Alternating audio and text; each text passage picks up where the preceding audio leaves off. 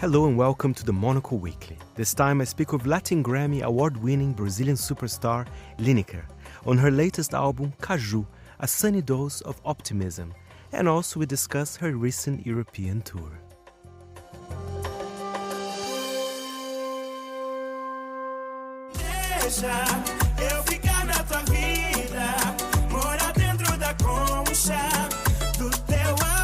Liniker, what a pleasure talking to you. I mean, I absolutely love your music and your latest album, Caju.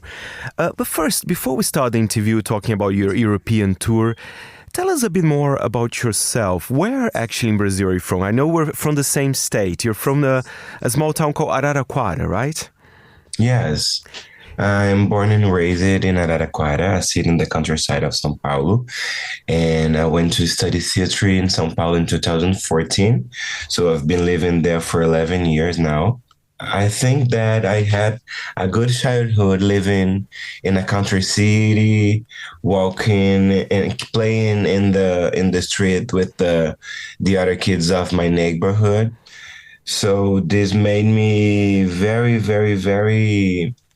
It's not silly, the word, but I think that I had a very simple journey in the childhood, and since when I was a kid, I had some contact with art, with dancing in some schools or theater in the school, and I think that this made myself, and this helped me to catch the possibilities to do what I do today. But I'm born and raised in Araraquara. I lived there when I had 18 years old. What was your first music inspiration? Because listening to your albums, it's such a lovely mixture of sounds. You have soul, you have, disco. There's so many different elements. And I was wondering, when you were young, what type of music were you listening? What Brazilian artists were your inspiration, perhaps? I come from a family of musicians, so everybody in my home plays something or sings something. And I think that we had the samba as an inspiration.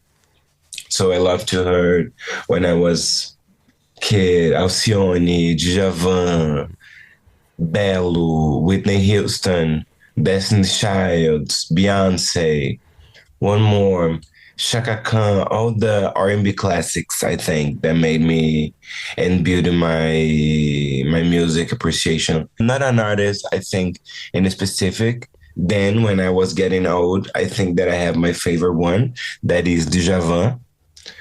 But I think that when I was a child, we had a lot of inspirations, a lot of things put on the table, and we could choose what to listen.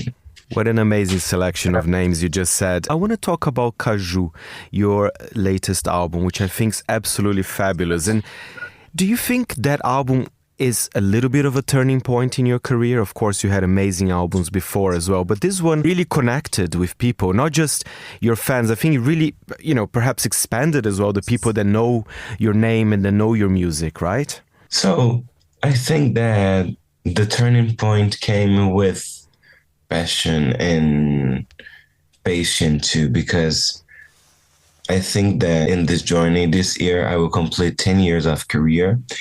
I've been so patient with myself, giving it step by step and not rushing myself and not trying to get to some point that I was not prepared yet.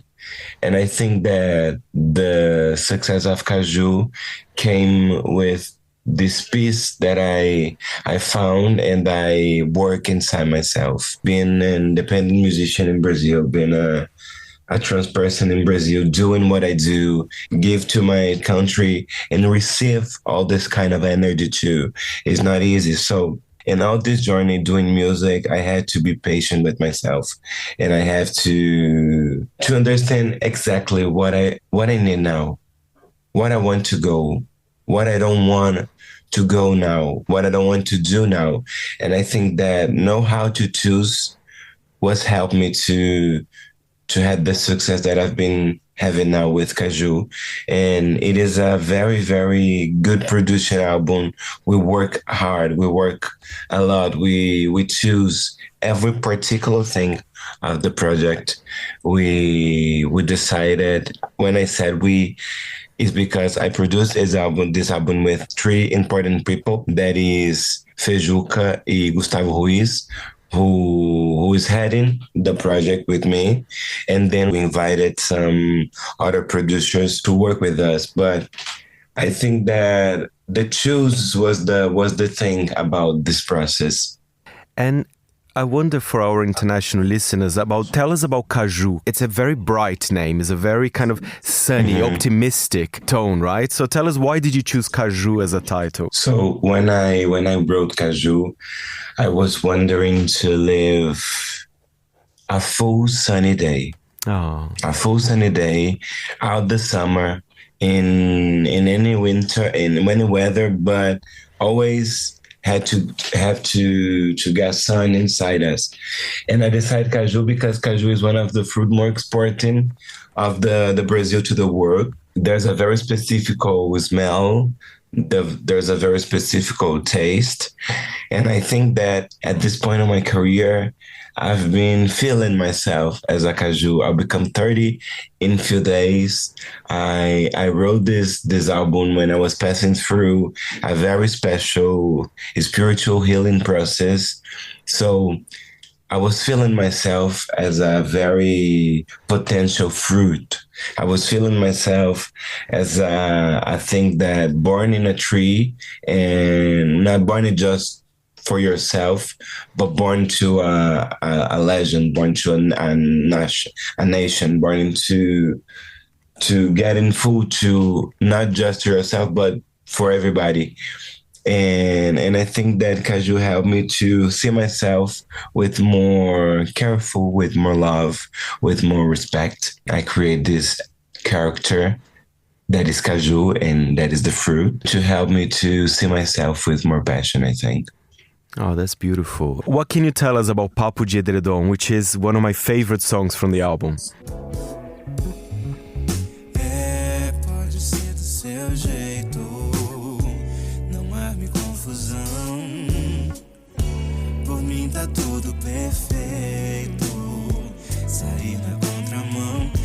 Yeah, Papo de Edredom was a very special song that I wrote in Bahia, Salvador, with Meli, a very special producer, singer, and songwriter.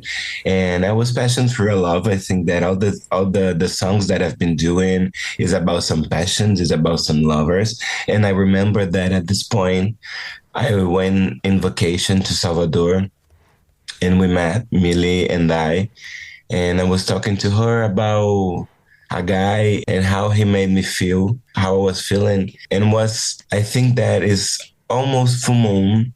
And we started talking about the moon, and then the song became, and that is the hit that it is now. But I love the song because I love the textures. I love the lyrics. I love the way we decided to produce. I love the way my voice and Melly's voice mix.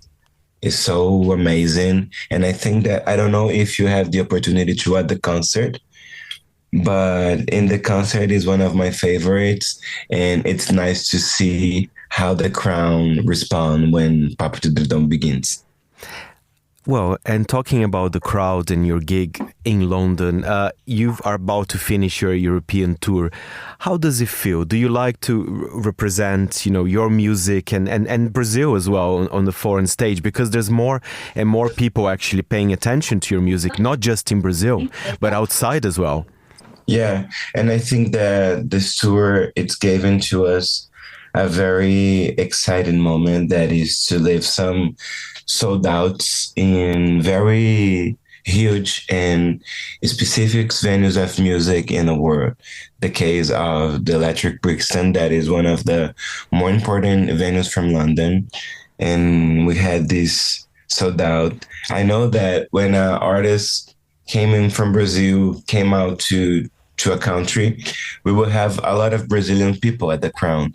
But I think that now it's easy to see that the Brazilian love me. The people from the countries and the people from outside, it's coming too. And that is very specific and interesting. I've been doing some Euro tours for some years, but at this time now I'm feeling that I've never lived something so nice coming to here and showing my music, showing my voice, showing my band, introducing my new album. We're having a very special response and a very special answer coming from everybody.